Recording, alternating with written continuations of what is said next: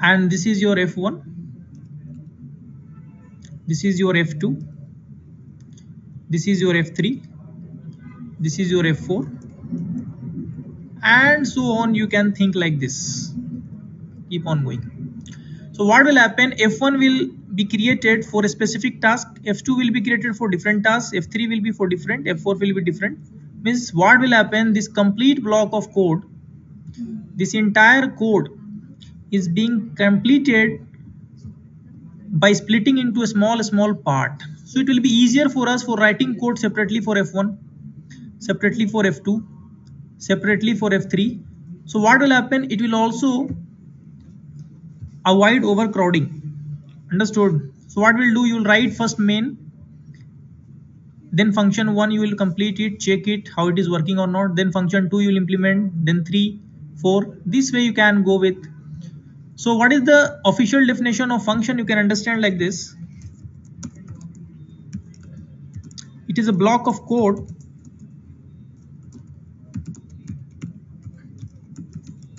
or instruction.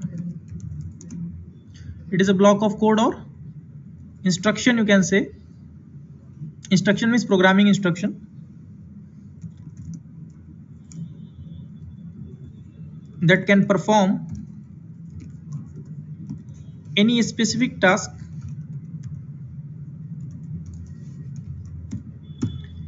Clear? So very simple to define it. So now we'll come to the syntax of function. So very first we have to check out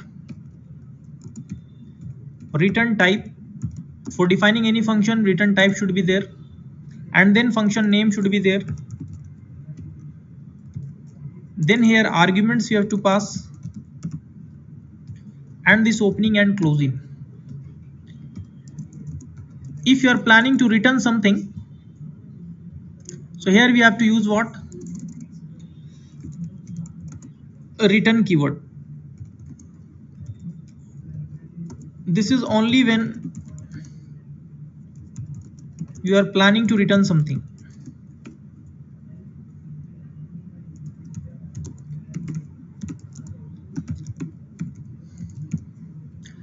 Okay, so return type could be int, float.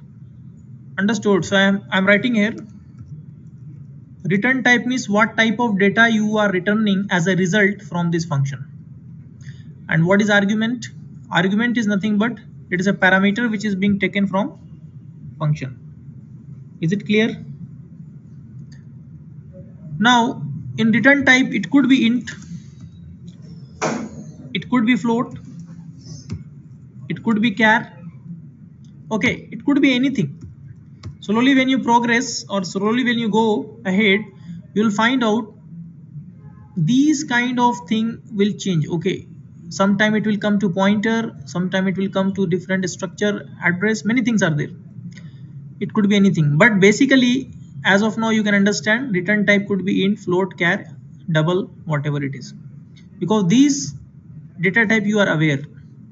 Now what is argument? What actually argument is there? What actually this is?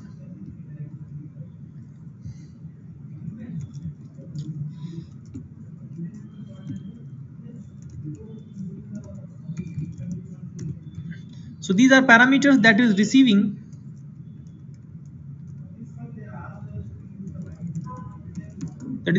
the content, or you can say like that data, the parameter that is receiving the data during what? During function call. Okay, so I'll give one example before starting this so that you will understand better. So suppose that I have to a little bit I'll talk on return. Okay, so in general, suppose I have to write a function to find sum of two numbers, and two numbers here means suppose that it's integer. Very simple example I'm taking. So what we'll do, very first we have to choose what First you have to see what actually the requirement with the help of this function. The requirement and the task to be done by this function is to produce what? Sum of two numbers. It means what? First of all, you select the name of function. So good name you have to choose. First letter you can choose as a capital letter, it's your wish. Small also choose, it will work, not a problem. Now here, then you think about what I am receiving. So here what you receiving? Two numbers. So two numbers means integer type. So one can be received as int a, int b, or you can say like num2 or num1. Clear? Now this is opening closing. Now question is that suppose it is going to find out the result. Now focus on result. What result you are producing? The result you are going to produce, it's nothing but addition of these two numbers. No? This must be int, because integer plus integer will give you integer value. So by thinking this output, you can settle this return type. So int. So finally from this function you have to return what? Sum of these two number. So we'll use the return keyword num1 plus num2. Got a point? No need to take extra variable. So what will happen? Suppose that you call this function. So from here I am calling this function. So I'll show you the main quickly. Suppose that I have int x equal to 10, y equal to 20, and I call this function. I'll pass two value x, y, and since see here this function is going to give me the result in terms of what? Integer. So it means I need to collect. So when function is producing some result and returning something, remember this thing, it means that we need to collect this result. So you see that what is the type of data it is returning, that kind of variable you can create here to accept the return value of function or the return data of function. Make sure what type of data type you have to use, that depends upon here return type. Now result, when function is called, you will come here, you will pass x and y 10 and 20. So what will happen? This num1 will receive 10, num2 will receive 20. So both variables are getting their value 10 and 20 respectively. Now you are returning 10 plus 20, which is nothing but what?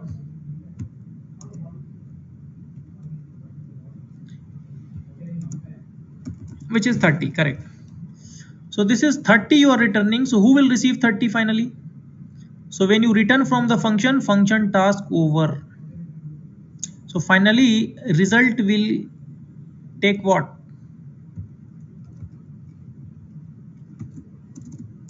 30. So you can print like this, sum of percentage d and percentage d equal to percentage d. This I think you know how to create it. How to write printf, this is already understood by you. So percentage d is equal to percentage d and comma. First what you are planning to give? X. Sum of x and y is what? Result. Is it clear? So percentage d will take what? X value. So sum of x value 10, sum of and y value 20 equal to percentage d. Percentage d will take last, percentage d will take result. Result is nothing but.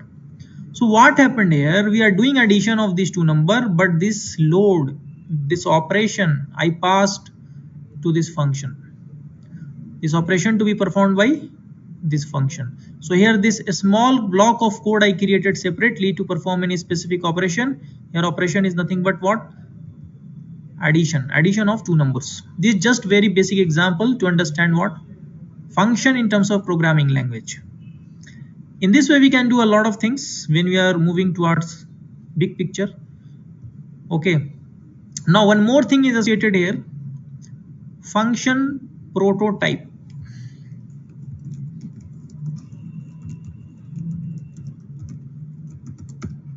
Okay, I'll come back here. Let's move to the slide. So see what is being written. Generally it can have three parameters like input, operation, output. You know that something you are giving input. So can I relate here? What is input here for the function? This is nothing but input receiver, int num1, int num2. This is also called as argument variable or parameter variable. Now next it is telling operation, means function is performing a operation, correct? So it means here you can check what is the operation. This is nothing but your operation going on inside. Which operation? This num1 plus num2. Now when you come back here, output means function is generating output. Output in terms of return value also, and without return value also it can generate, not a matter. So we'll see without value also. So here output is generating with value or not? Yes. So which value? The value is coming here in result. So these three things that we are going to take while operating with function. So as I mentioned to you, what is the general syntax? This return type, here return data type, function name.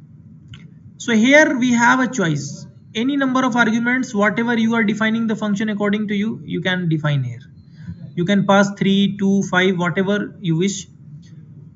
But remember, you have to define it. It will be fixed. You have to think how many are. This is your function body. This is called as function body. So here in our case, what is the function body? This is our function body. So the total task you are doing inside this curly bracket to this curly bracket, that is also called as body of the function. And now see, again it is being broken into this small piece. So this is return type, this is function name, this is function argument, this is first parameter integer, this is second parameter integer. Okay, now let's imagine I have to find out here. I have a function y equal to x plus 1. This is a linear function. It's a mathematical function for line. So x we have to pass to the function. See, int foo x, int ret equal to 0, ret equal to x plus 1. So function how defined? X plus 1. So I will give you 5, so I will take return what? 6. I will give 0, so I will take return as 1. So suppose x I have passed 10, so return will be what?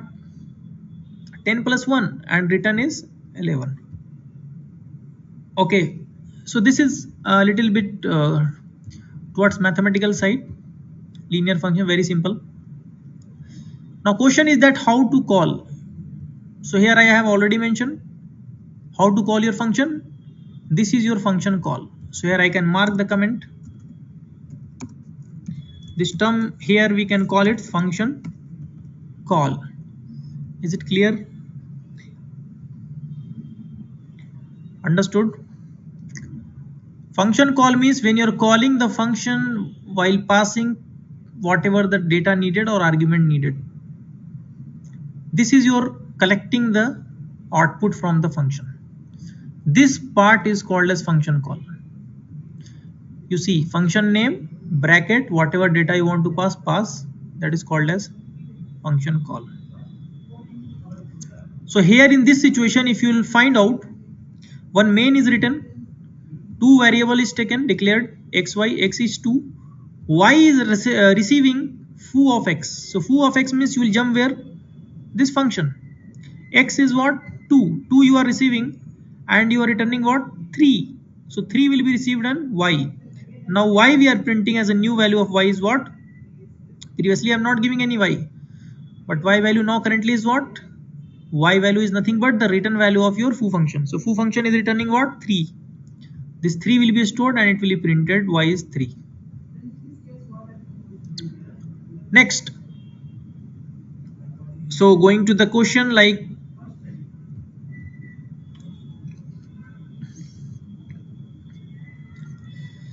so I'll talk on this function prototype, what you call as prototype. So let's go with some question before that. So why we are using functions? So previously we discussed like that it is nothing but distribution. distribution of bigger task into a small piece of code. Example, very small example I will tell you by this context. Suppose that one country is running, so one country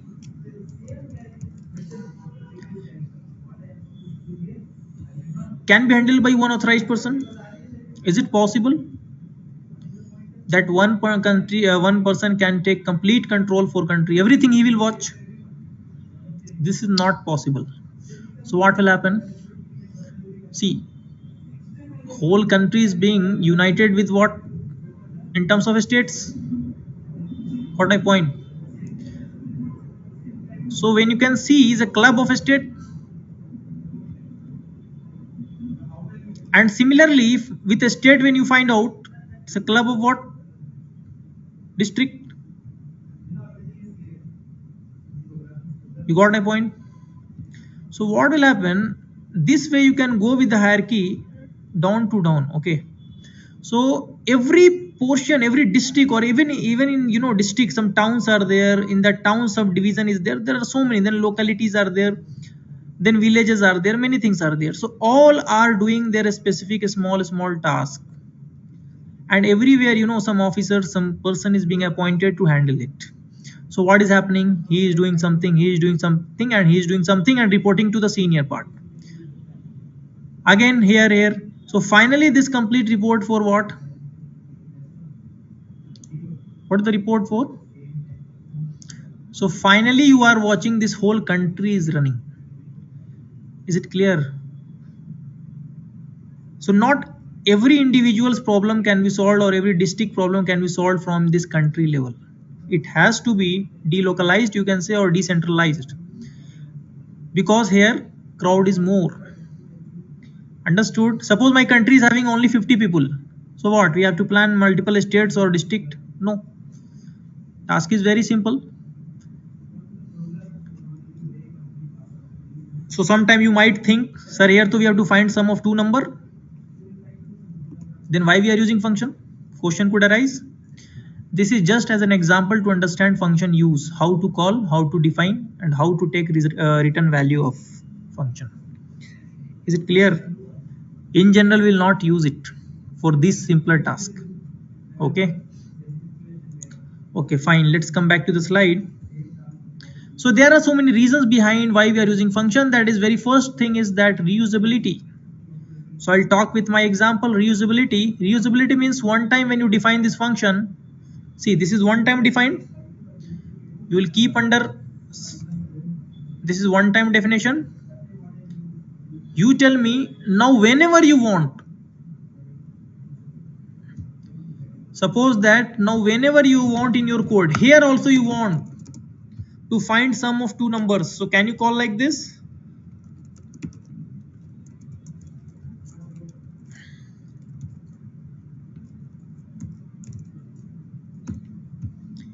Similarly, you can proceed for at any situation. So whenever this task is needed, we can call this function, we can use it, and our task will be completed. So what one thing we actually saved? We saved our multiple time writing a code, same code.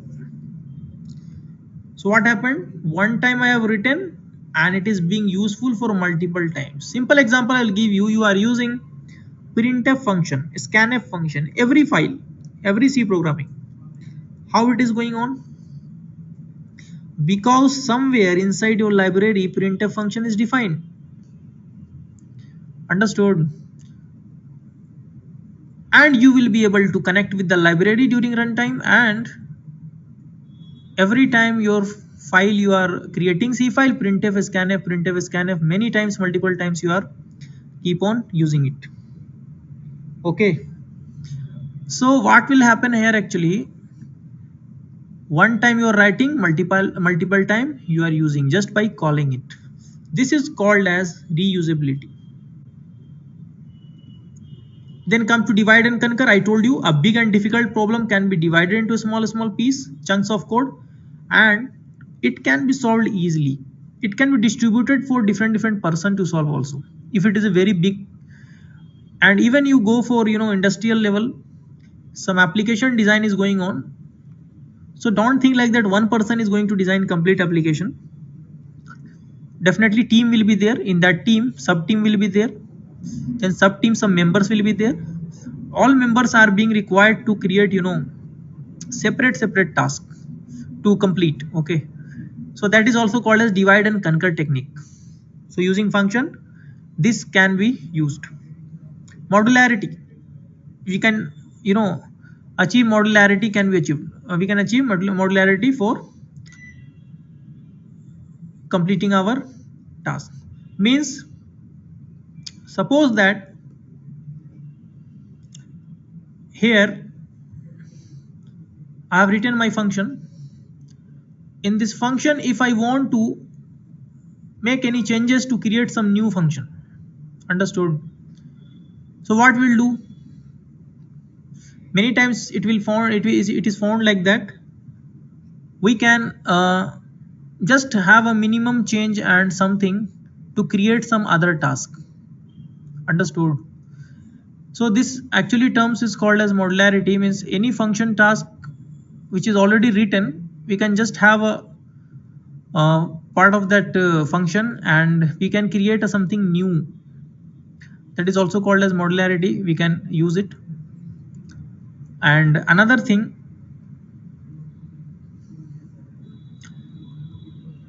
code can be easily understandable and modifiable.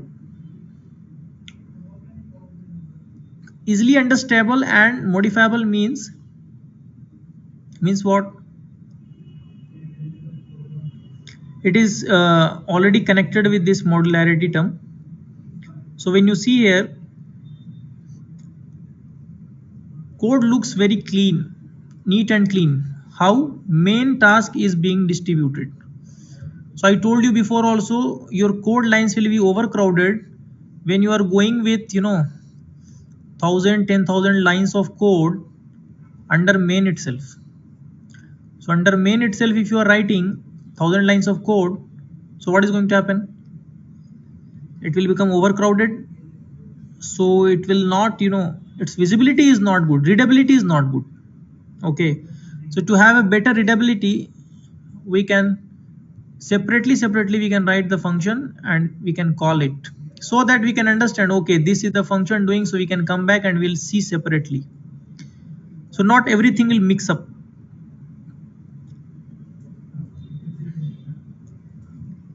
So we can understand it, we can modify it whenever we need to change something. Suppose one function is not working properly, we can change there only.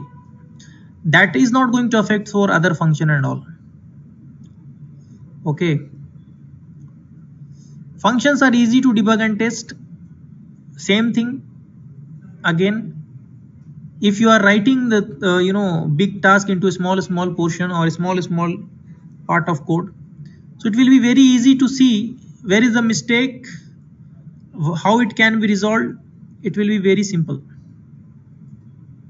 Now another point is talking about one can suppress how the task is done inside the function, which is called abstraction. Yeah, one of the important point that function actually shows, that is also called as abstraction. So here one term is being used.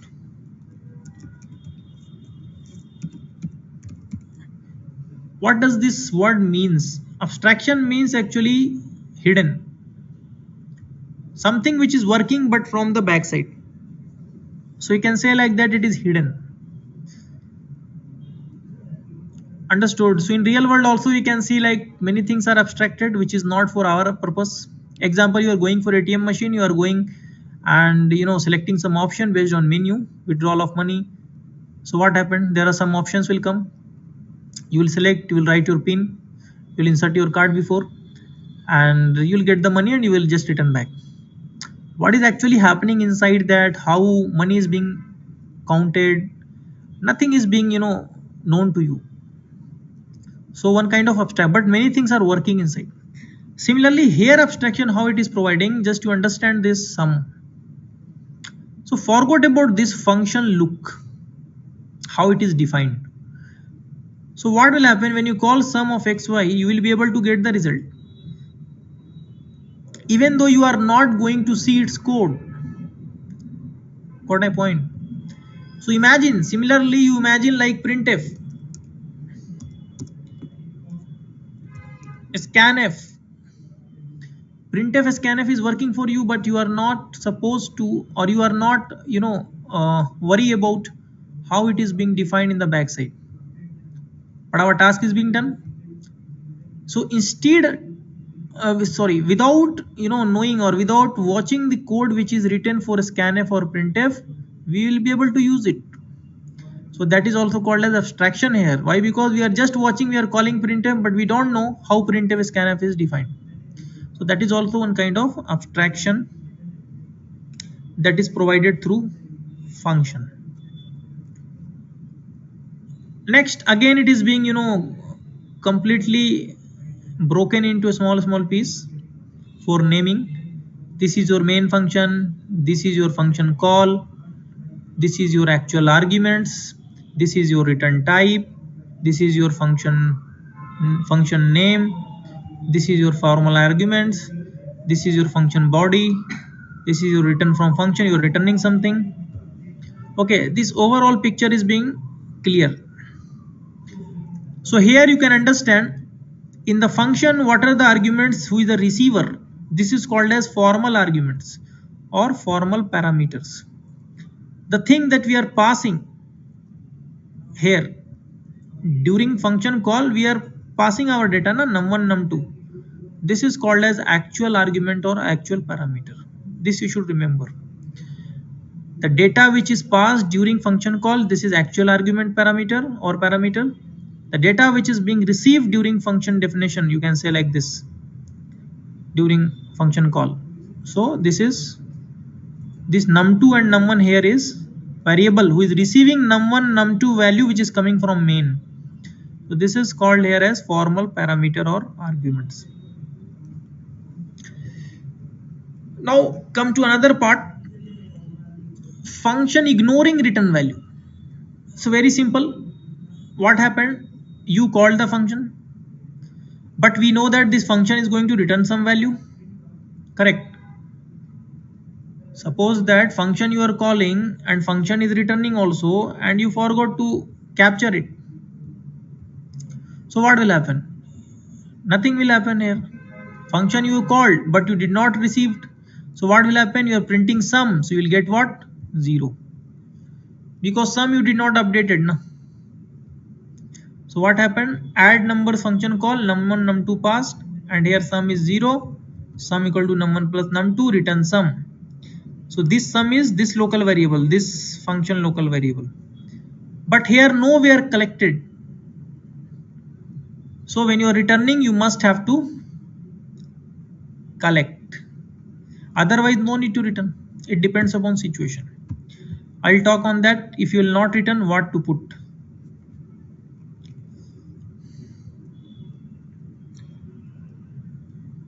So better I will discuss that first. Yeah, another thing will come related to the function is void return type. Suppose that function task is,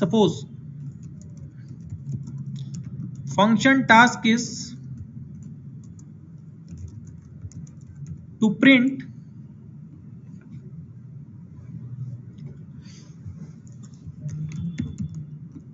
Fibonacci series. So what do you think in this moment? At this moment, this function is going to return anything? Is it required? Because result is not 1, so that function can return like that. Here target is to print Fibonacci series, and Fibonacci series, you know that it's kind of series started with 1 0 1 and followed by sum of the previous two number. So 0 1 1 2 3, then 5 8 13 21 and so on.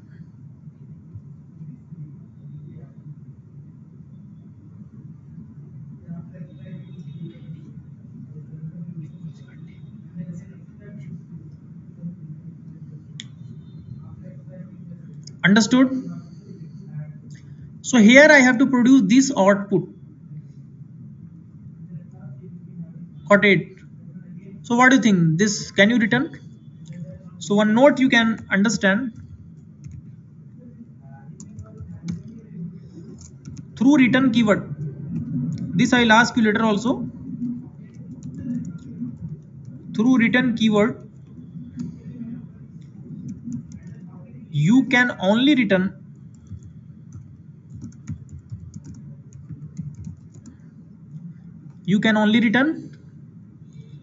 one result or data. So when you look at the function, you are using return keyword to return the result. You cannot return multiple result using return keyword. Remember this thing. So here, this thing you remember, this can be used for in further incoming time also. So function task is to print Fibonacci series. We are going to print this. Okay. So in that situation, do I need to return anything? So, and suppose Fibonacci series I have to print up to limit L.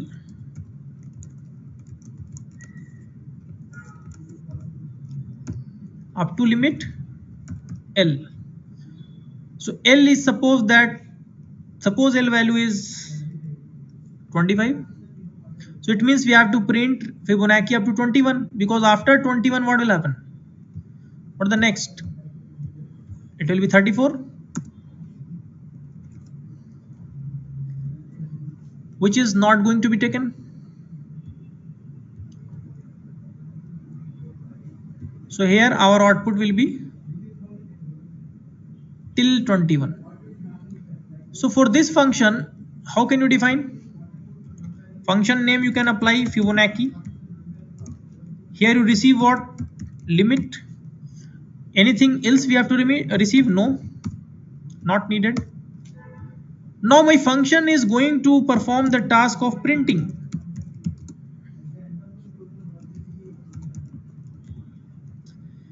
At that situation, we have to keep our function return type is void. That is called as void return type. A function who is not planning to return anything, that is written with void return keyword. Is it clear? Void return type. And you know, void is a keyword which is available in 32 keyword list. You can check through 32 keyword list. Void is also one keyword. Okay, so I'll take one more example of this kind of small example. Suppose that it's asked like, write a function to print n natural number. What? N natural number. It means if input is n is equal to 10, so I have to print what? 1 2 3 4 5 6 7 8 9 10. This we have to do with the help of function. So can you tell me what I should define? So I'm going to return anything? No, I'm going to print this many result. So void, can I tell like n natural? So we have to choose function name very nicely. int n. Now what I will do, I'll run the for loop. This already you know, printing a natural number, I less than equal to n, and then I plus plus, and finally you will print what? Printf %d I.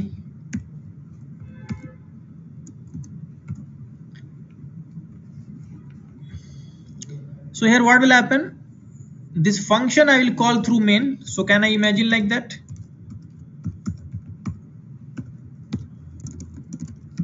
So int n. So scan from user if you want. Scan from user n value. shortcut I'm writing, and after that you call this function what? N natural. Just pass n, and here you just apply return 0, because return 0 means I'm over with main function. So what do you think? In main part, this task is invisible. Who is doing this task? So this task, this responsibility I have transferred for what? This function. So this n value taken from user, whatever it will be, 10, 5, 20, it will be taken where? In n natural, this function defined, and this n is receiving that. Suppose it is receiving what? 10. So it is running the loop and it is printing up to 10. And finally this task over, you will return back and you will here return 0 and you will stop. So in this situation, in this category, what happened? You are not supposed to catch any return and you are not supposed to return anything. So in that situation, my return type is written as void. I hope you are understanding the things perfectly. Now one more thing I'm going to talk related to function is function prototype.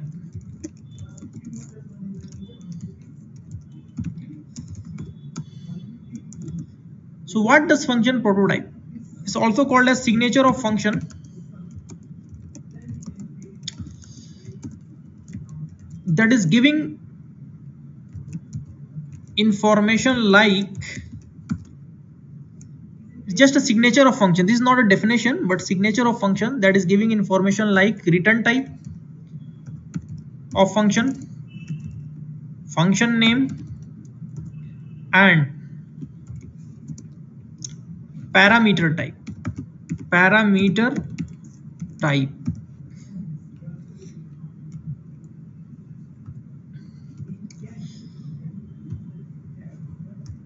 So return type, function name, and parameters type. So we should not talk about the body of the function. Means body you remove and just see this function. So imagine I'm taking the same example which we did before. Int sum, int num1, num2. So what should be the prototype of this function? So prototype is nothing but what? Return type, this sum. Here I mentioned two variable. So variable name no need to write, just you have to declare this type. So what is the type? Int. Just mention this. So this is nothing but function prototype. This is called as function prototype. In general, we have to write main function on the top and we are defining function to the downside. So what we'll do, we will write this prototype to the upside of main. What is the reason behind? Because compiler will check line by line, it will come. Suppose that compiler is finding sum of xy, you are calling one function. How this function looks like, compiler don't know. Because definition, suppose it is downside, so compiler needs to check accurate signature of function. So before that you must have to mention here this prototype. This is actually the standard way of writing. Why it is being allowed, I'll write here, I'll tell you. See, without knowing the function definition, what is going on, you can understand what function is made for, how many things it is going to receive, and what type of data it is going to return. This much information this prototype will give. If you go against this, so any kind of error or damage could happen. Is it clear? So prototype, the way you defined, same way your function should be defined. Should not be, mismatching. Here you have written 2 int and here you are collecting 3 int, num1, num2, num3. This is not good. So prototype is mandatory always to write before the main function, and always it is good to write function outside of main, below main. Okay, next come to this function. What is the prototype for this? easily you can say. So here prototype is this only. So this can be kept where?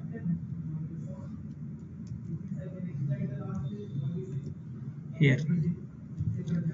Later you can try to understand later part which place prototype we can keep. We can keep into separate header file also, not a matter. But as of now you just try to understand function prototype is there, function definition is different, function call is different. Clear? So this is here prototype, this is your function call, this is your function definition. So this over basic idea should be clear, so that later when you go for bigger thing you can be able to understand quickly. Now let's move on to the slide. There is something called as in function pass by value and pass by reference. Clear?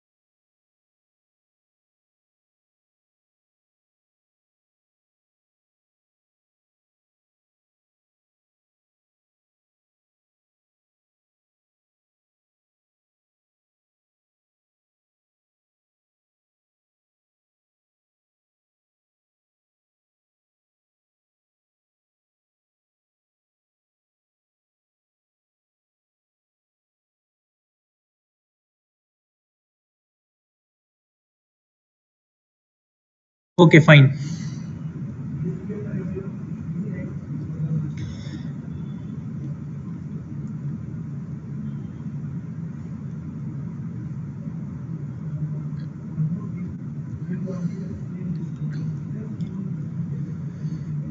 So here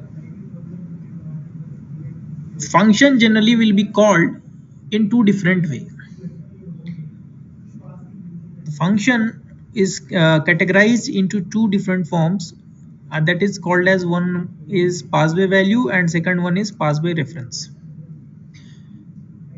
This categorization is based on their calling. How are they called? Or you can say like that, passing the data while calling. So again I will just open this rough sheet. So when you talk about the function categorization,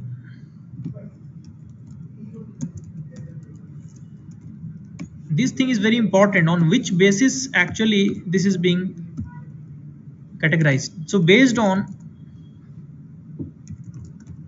the data passed to the function during call. So function calling, we know that.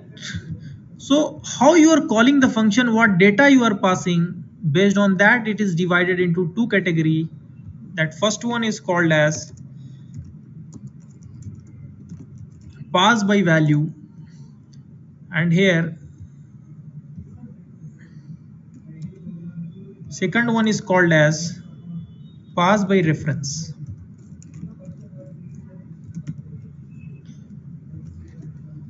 Okay,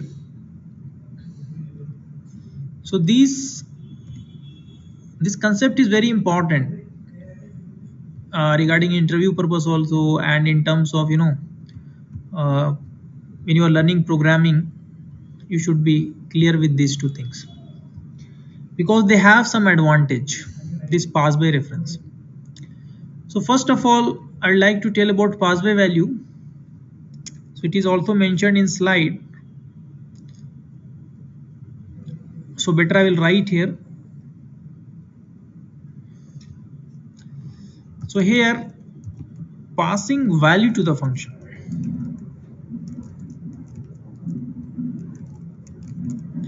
Value means 10, 20, 1.5 kind of integral or real values. Is there any possibility of value apart from real or integral? If I'm talking about you are passing value to the function, so all in all, what you can expect, what you can pass to the function? Passing value I'm talking. So value means either integral value or real value. Remember this thing. Someone might think passing character. So passing character means what you are passing actually. So can you tell me, function I'm calling and I'm passing one character a, and my function is this kind. I called like this. So actually we are passing ASCII of a is 65. Clear? So when character passing also, it is passing integral value only. Okay, no need to worry about this. Okay, so passing value to the function is called as pass by value. So when you look about this function, these two functions I defined na, here is the call sum of x comma y. So when you notice here, we are passing x and y means what we are passing, x value and y value, and it is being received here in num1 num2 as 10 20. Okay, now another thing, when you see here also, this is the function call. Here what we are passing, n value. N is a variable here na, main could be 10 20. It is scanning from user, not a matter, you can apply scanf.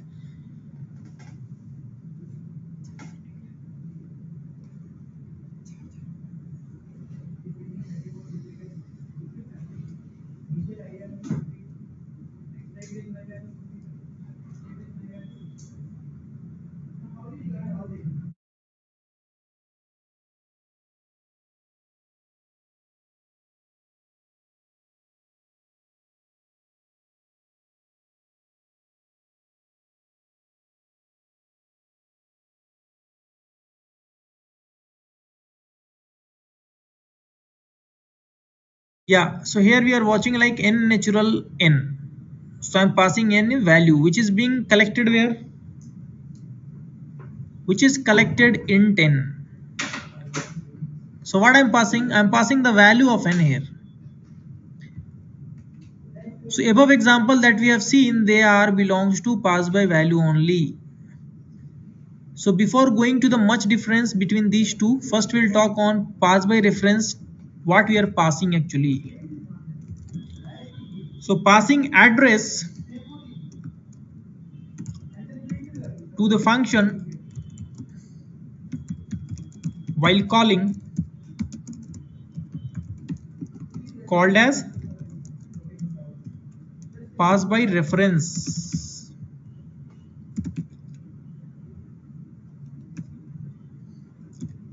And passing value to the function while calling,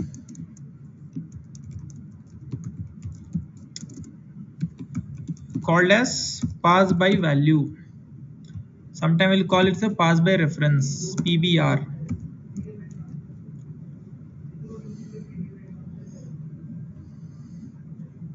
Okay, now question is that you are passing address to the function. So one term is coming here, address. So currently, how many of you are aware with address, this term? This term itself different. It's address. It's not about value. So I hope little bit you are aware about address. Any place you used this address? Like address of any variable, have you used before? So I'll tell you one example. where you are using address, that is scanf function.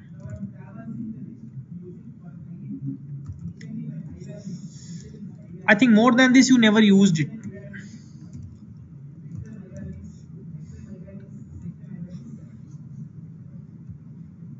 Suppose that you're planning to scan something in number num, so you'll apply scanf percentage d %, of num.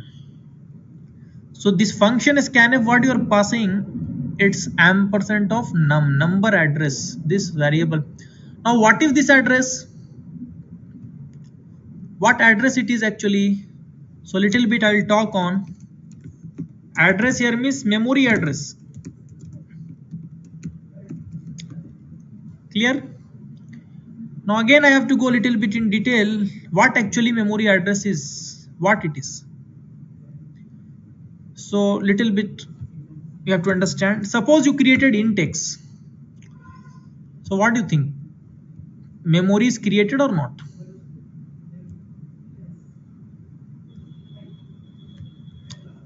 Correct? So suppose that my system, my operating system is assigning this x variable memory of how much according to data type? 4 bytes. Correct?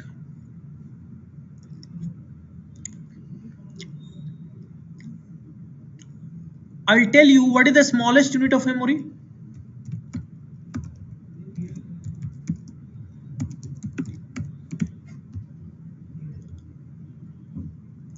In system, computer system, what is the smallest unit of memory? Bits. Bit. Then next byte, which is equal to 8 bits. This you are aware now already. Then next 1 kilobyte, which is equal to what? 1024 bytes. And then you can move to 1 MB.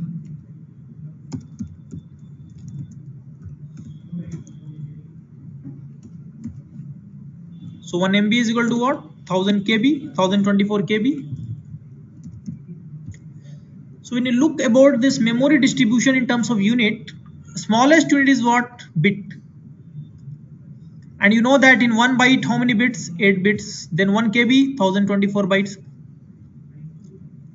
But you should understand difference between bit and byte. One difference is what? Byte is bigger, combination of 8 bits. But I'll tell you one thing, this byte. So byte is a smallest addressable unit.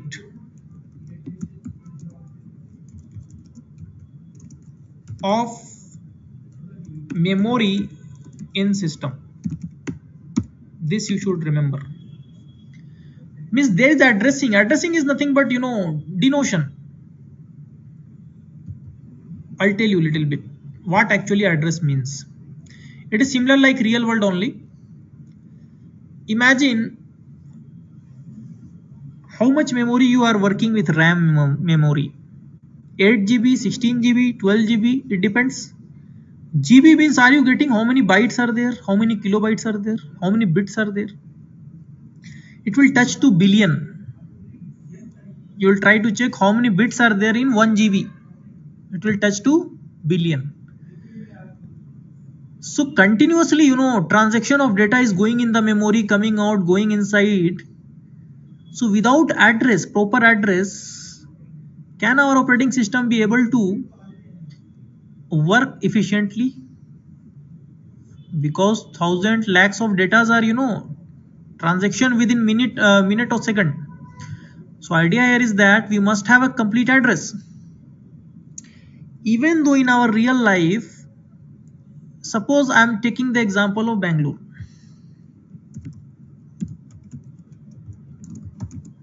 And if I'll ask you how many homes are there in Bangalore? Many people are living in their home. So how many homes are there, including office, everything?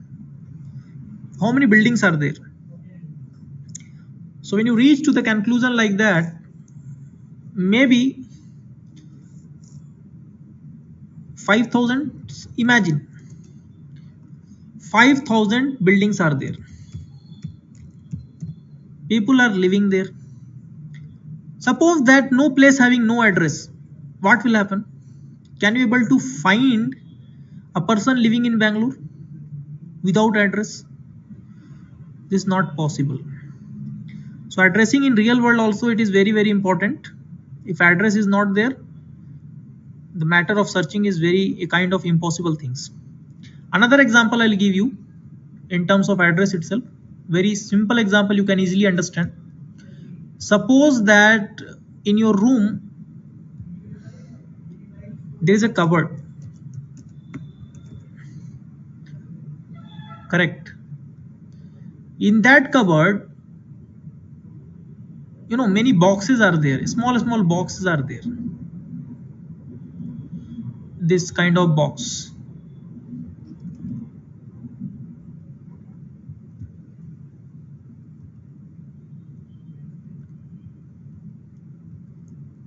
So you can relate it very easily with address and memory address. Just imagine this box is having without any number. No numbering is there on the box. And what happened?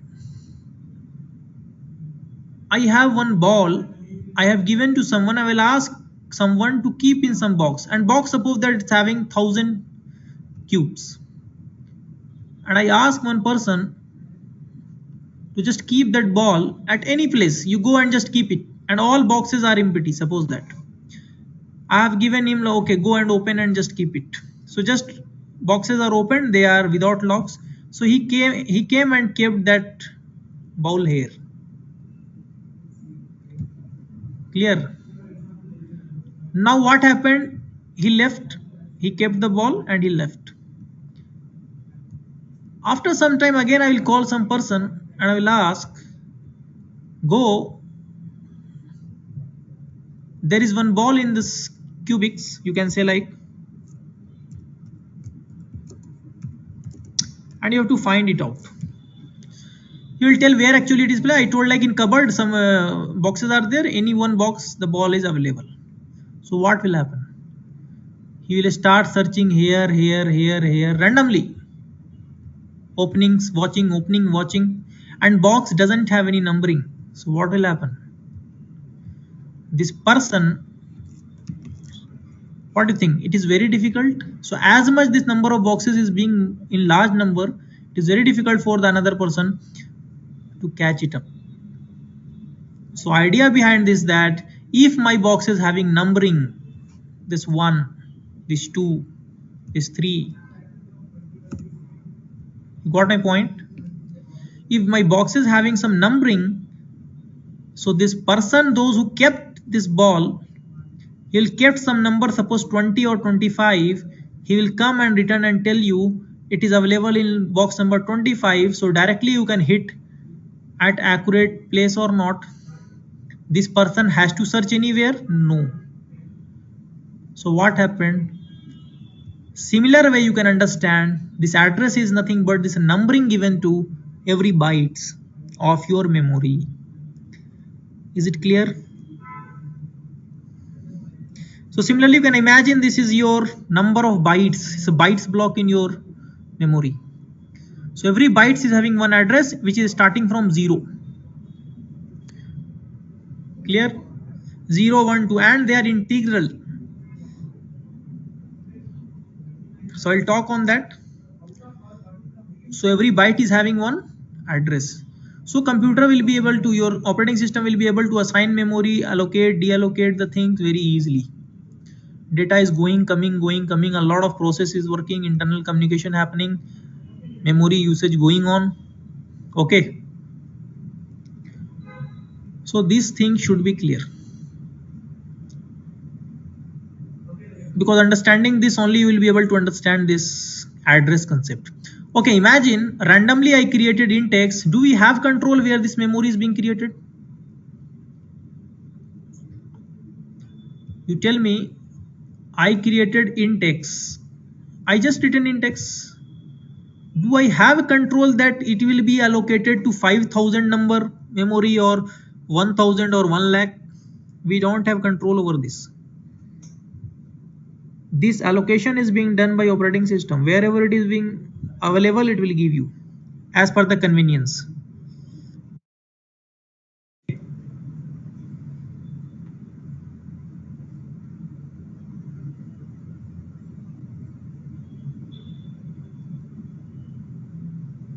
Is it clear?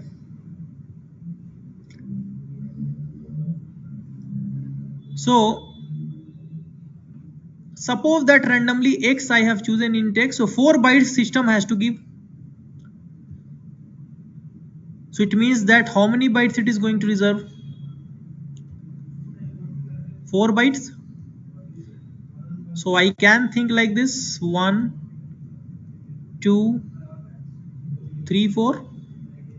So I told you now every byte is having address. Below byte there is no address. Remember this. So imagine this address is 3000 and continuously we'll get bytes or not, or there is a break. No break. So if variable you are declaring, memory will be given continuously in a case of array also. So 3000, so it will be 3001. This is again I am telling numbering to the address, that is address, numbering to the memory. So 3002 and 3003. So what happened? X is going to reserve these 4 bytes under the address 3001, 3001, 2, 3. This is the reservation for X. Now whatever value you want to give, you can give. It will come under the binary format of this. How it will come, we'll see later. Just imagine if you are giving X is 100, so 100 binary will come and store in this memory. So while scanning, what you are passing in a scanf, I have written upside, yes. So I'll come back here. How to scan? You will definitely write like this. What does this ampersand of X means? This address of X means this. A starting byte address always it will provide.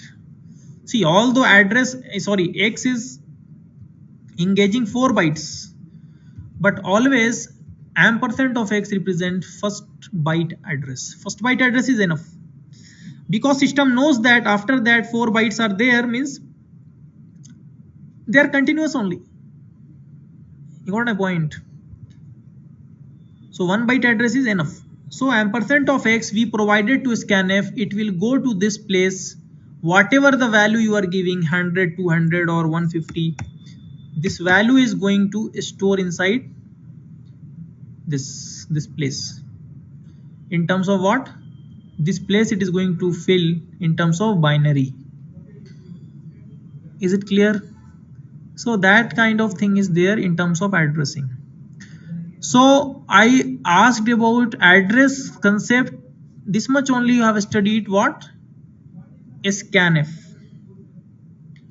There is no other place I think you have seen this. Now here we'll talk little bit more about address, because this concept came here, passing address to the function. Now it is clear now. What is the variable address? This is variable address. X is a variable address. It is nothing but first byte address of the memory of total memory assigned. So total memory assigned is 4 bytes. So first byte address it will be pointing. Now next part, this I have given some, like you can say, normal example to understand memory and its concept. Okay, another part.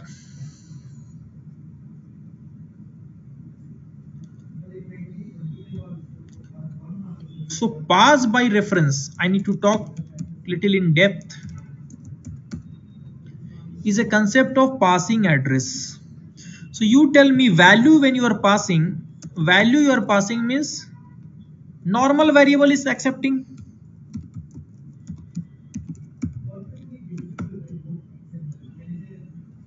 See, when you are passing value to the function, who will accept or receive? Normal variable will receive. Like integer variable, character variable, float variable like what, like int, char, float. So in this situation you always passing what, value. Okay, but passing address, who will receive? Passing address, question is that who is going to receive?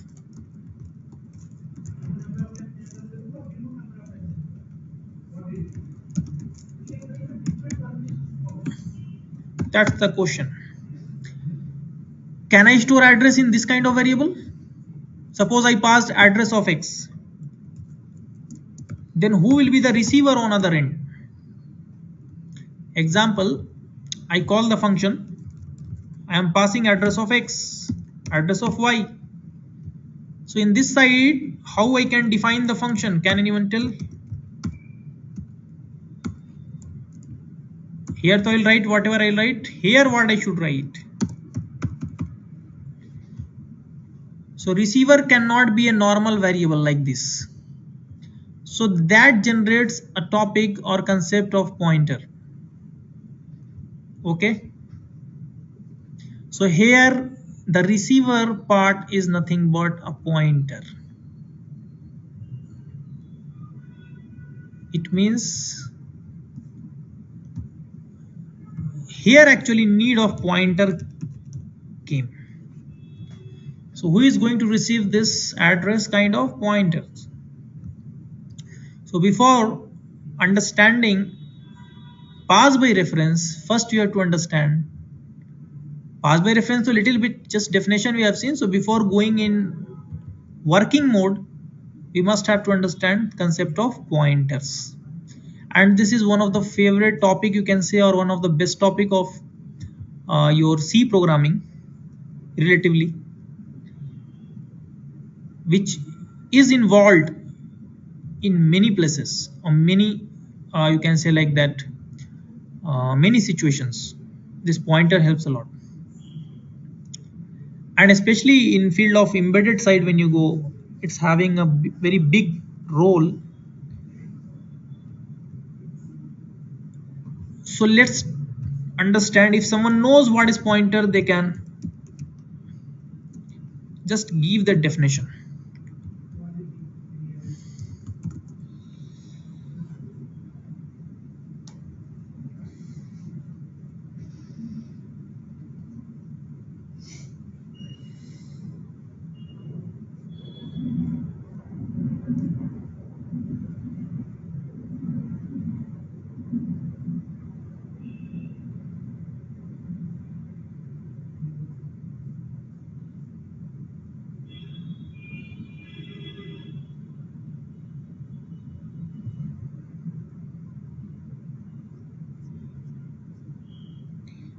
Screen is visible properly?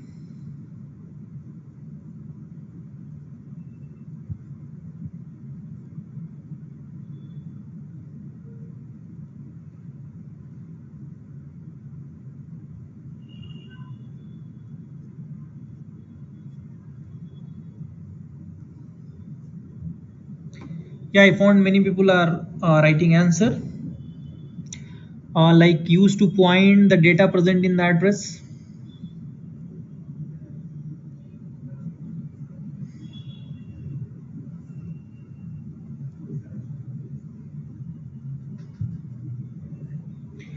Yeah, for someone it is visible. I don't know why it is not visible for someone. Okay, anyhow, what is written over screen, it is visible na, at least. Yeah, Kushi is telling it is visible. Maybe you check your internet connectivity also. Okay, so I was discussing what pointer. So many people given a right answer only. So very first thing, pointer is a variable. Very good. That stores address. What? So I'm going to write here. So the definition is can be made like this.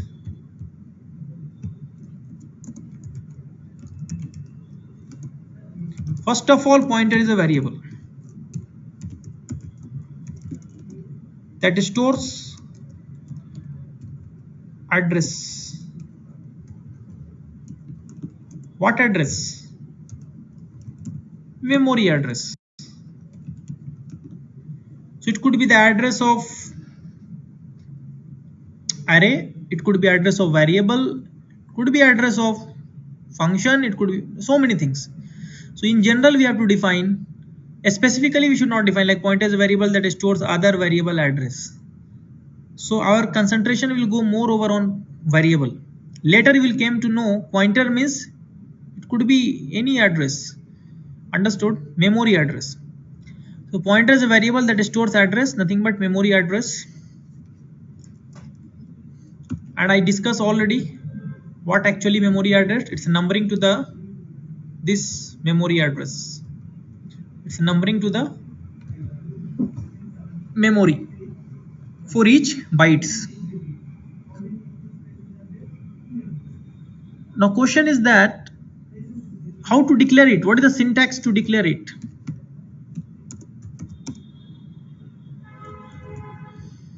So let's come to the slide little bit. If it is available, I'll show you.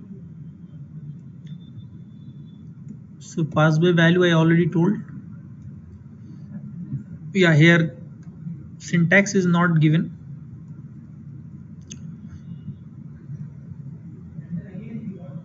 Okay. So we can understand through this. So syntax is data type.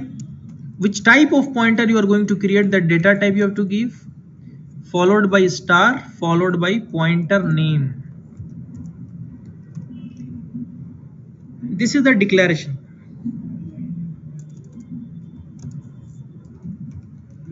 This is declaration syntax.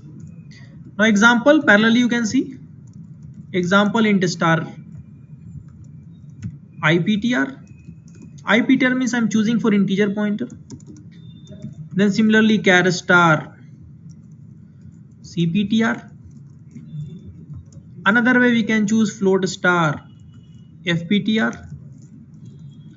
Then double star dptr etc. So to declare pointer, to create pointer, we can just use what? Data type star followed by name. So idea here is that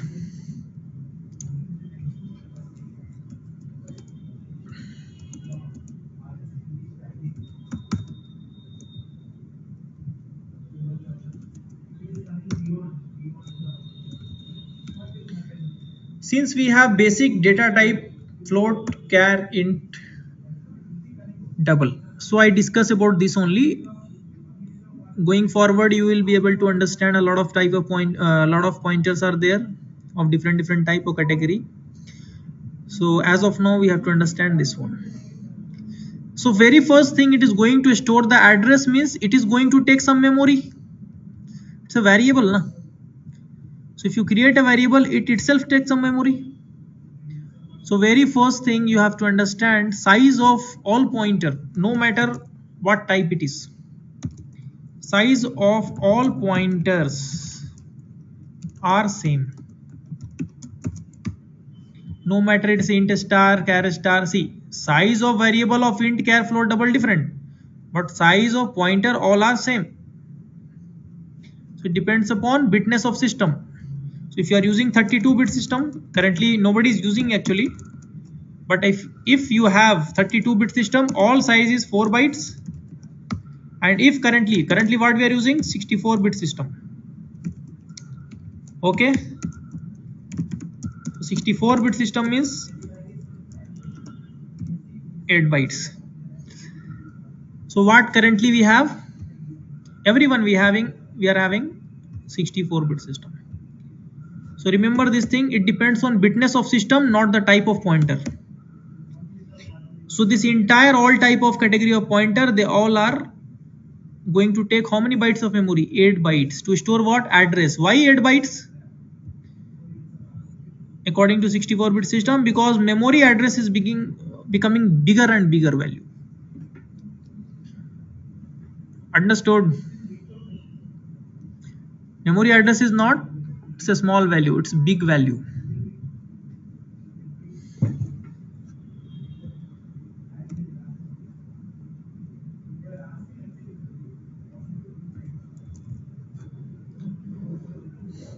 So just quickly I will just show you.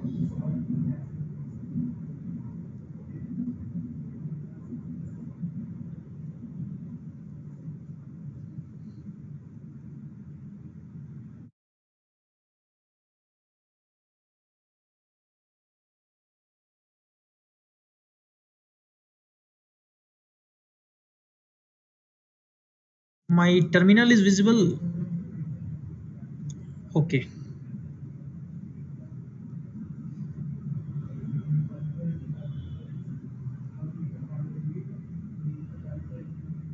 Fine. So I'm going to create just new C file.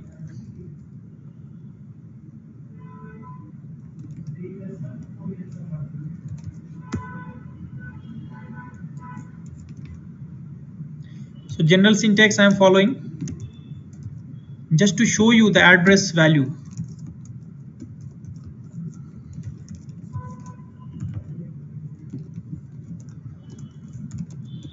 So where address of X we got means where X is allocated memory, or where X is being assigned memory. So remember, to print address we have to give what? Ampersand of X. Can you tell me what is the format specifier we have to use here? Percentage P. I think many people know or not.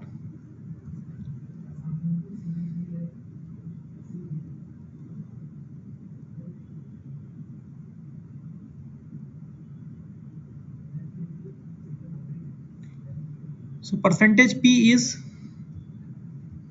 the format specifier. Just have a look where memory I got for X. So when you look at this, it will be very bigger value. So is it compiled? I executed.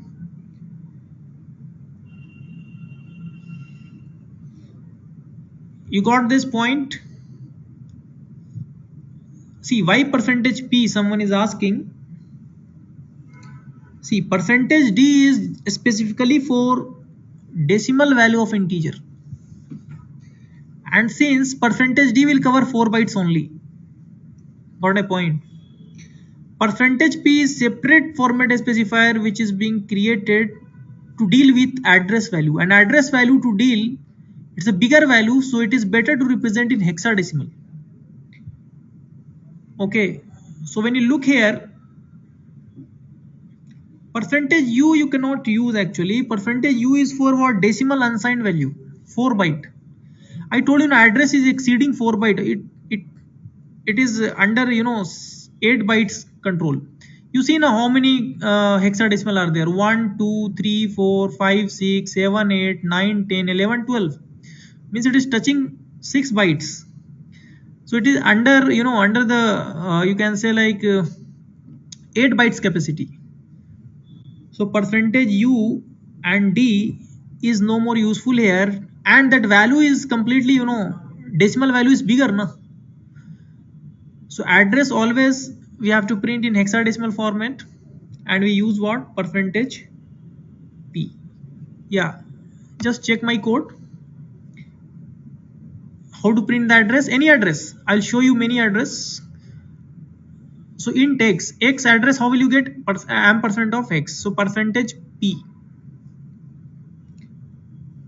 It is visible.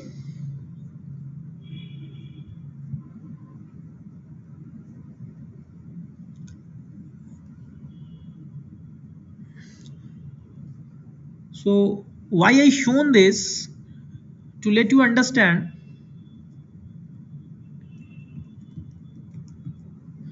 about this value, how much bigger it is.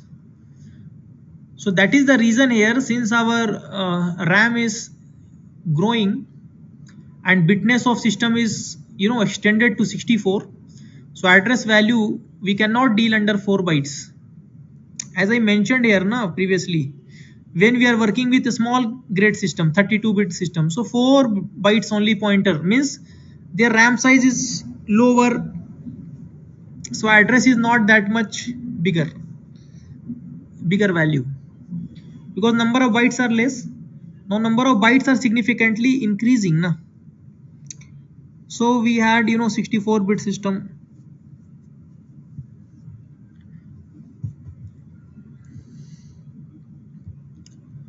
Okay, so address to store what we need, pointer variable.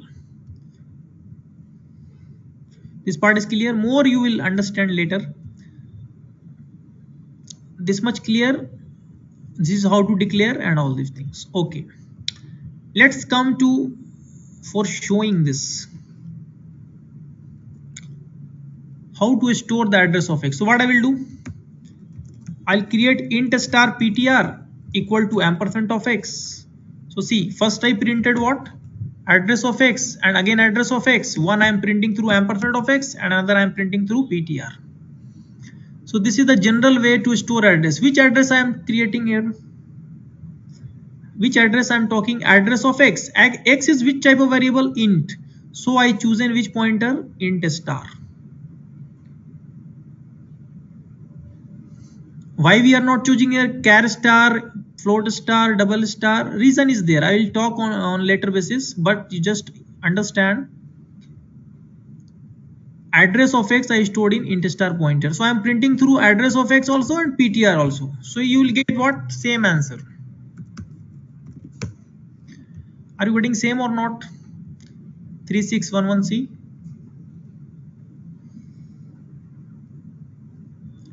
Fine.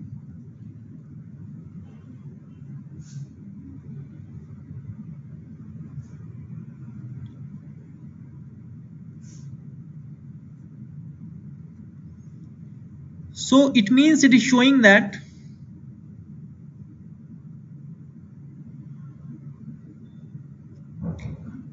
someone is asking 64-bit system means 64-bit operating system.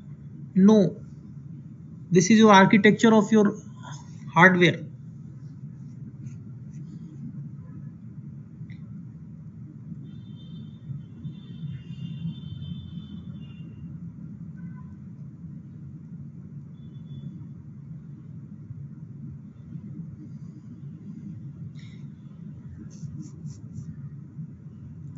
It actually depends on your CPU cycle, okay, bitness of system,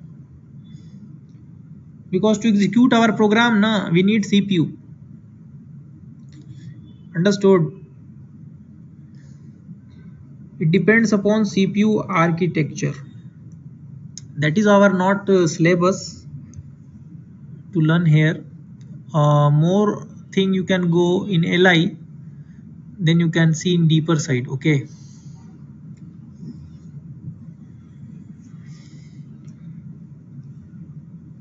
okay, fine. So here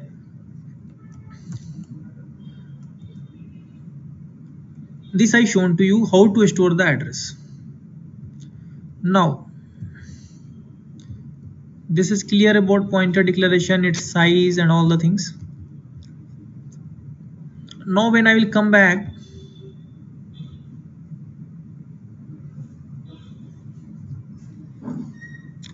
there are some rules in pointers. So actually we divided into rules. You can say these are the properties of pointers. So first try to understand the rules.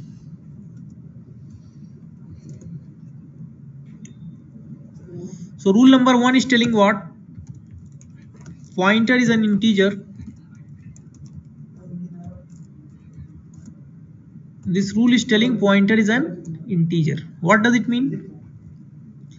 Just now we saw like different types of pointer we are creating. These are different type na, int star, char star, float star, double star. Then why this rule is telling pointer is an integer? Can anyone answer?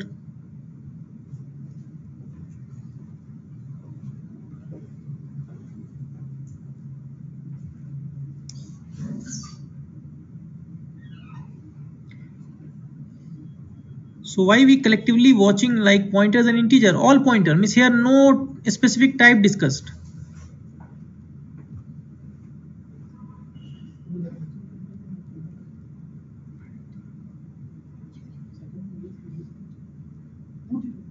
Okay, let's see. I told you pointer is used to store address only. It is used to store address no matter what type of pointer. And address value always what type? Address value always what nature? Integral nature. You will never find the address like this. So address value in integral nature means 2000, 1 lakh, 2 something something something. Then this means this much etc. So what idea is to tell like that they are integral nature. You will never find like this address is like that 1.2456. Yes, very good. You understood. So 1.2345 is a real value. It can never be the address. Why? Because each byte is having one address which is starting from 0, 1, 2, 3 and so on. So there is no possibility of half and point or something. It's not possible. Based on this context, all pointer is being kept in the category like okay, pointer is an integer. Okay, next.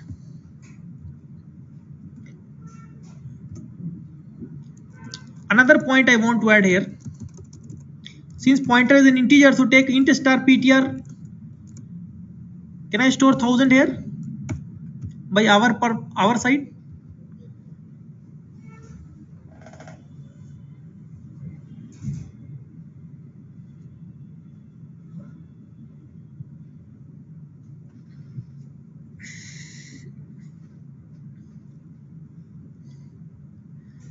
Can I store like this? It's an integer, so I can be able to store 1000 value. No matter it will take it's an address type only, but I can give this 1000 integer value like this. Why we can't give? Because pointer variable is integral data type, integral type na. It is going to store integral address only. See, value wise integral value and address value same only, but their behavior is different na. Address, memory address, but their value type is integral type only. So of course we can store here. It's not a problem.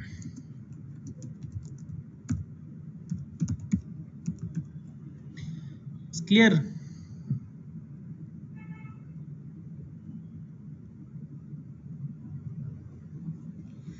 Someone is asking like char star is char. You did not got my point actually, Harish Roy. I have given general example.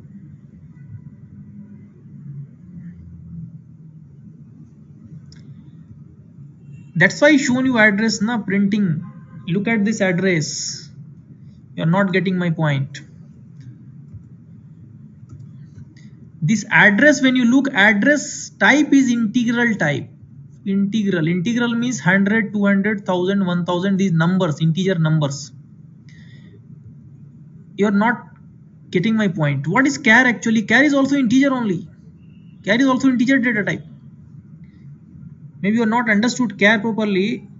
Char is again integral data type. It is going to store integer only. It is going to store ASCII value, and ASCII value is integer only, no? So don't confuse in that.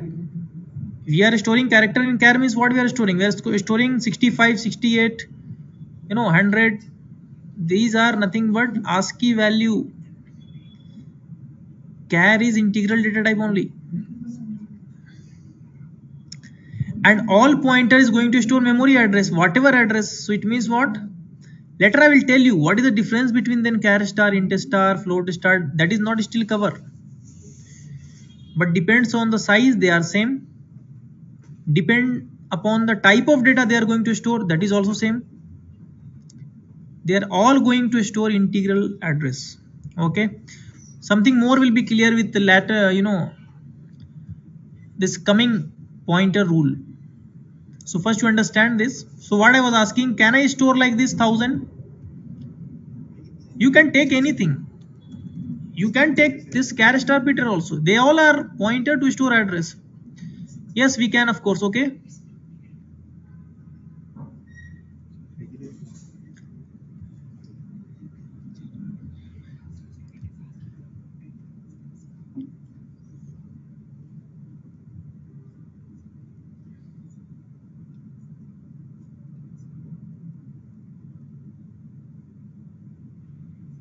Very soon it will get over. Don't worry.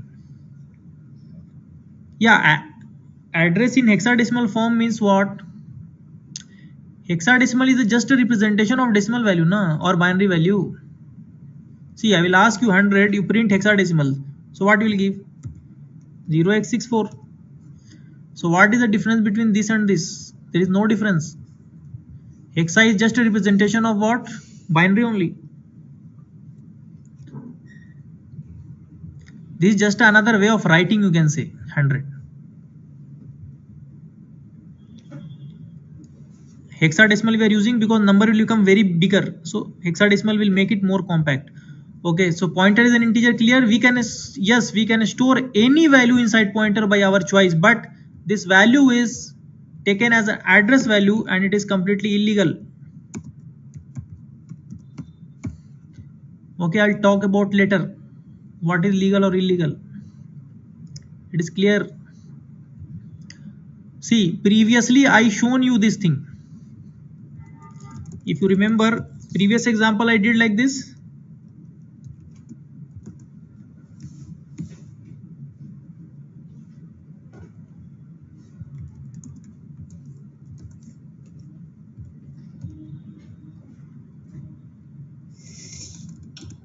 This is completely legal. What is the reason? Because we are storing that address which is provided by the system. We are providing any random number. It's illegal, na? Illegal address you can keep, but you cannot go there. You cannot have access there. What my point? See, in real life you can have address of Ambani house. Can you go and meet him?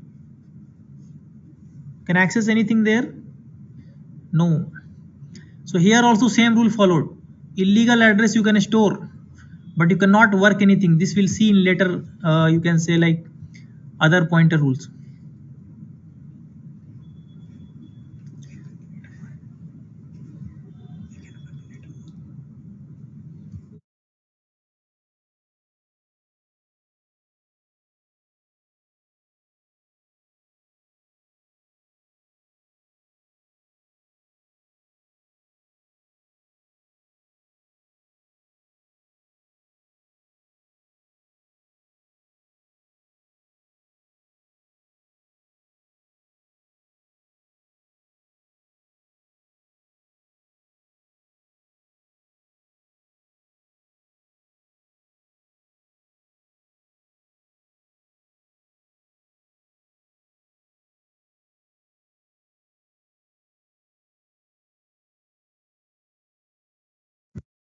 Okay, fine. Actually, time is getting over, so I'm planning to stop here itself.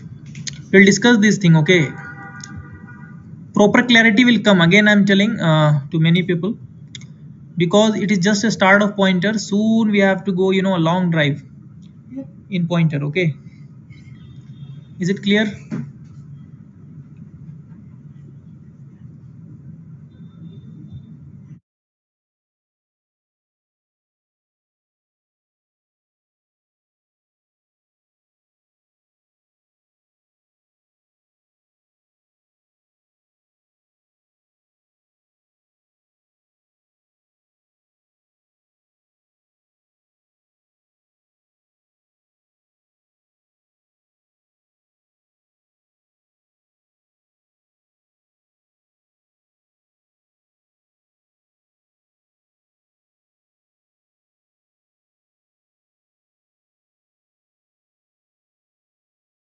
Okay, fine. You can leave now. I'm going to stop here itself. We'll discuss tomorrow some more things. see, a lot of things are there, a lot of depth are there. It takes much time to understand that. Okay, so how much we have a time plan, based on that we will learn something, but we can't say like that much deeper I can go in that respective period of time. Okay, fine, thanks everyone.